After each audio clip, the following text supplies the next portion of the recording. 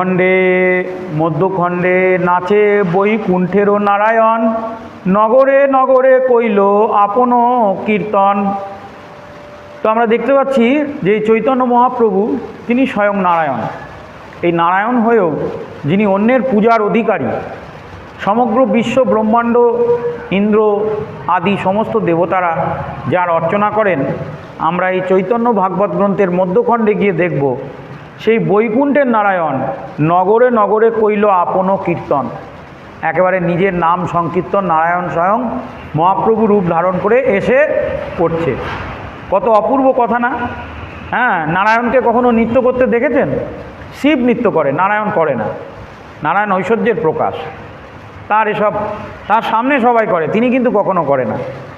তাহলে মহাপ্রভুর মধ্যে, নারায়ণের মধ্যে আপনি মহাপ্রভুকে পাবেন না, এগুলো মনে রাখবেন। আপনি নারায়ণকে দর্শন করলে মহাপ্রভুকে পাবেন।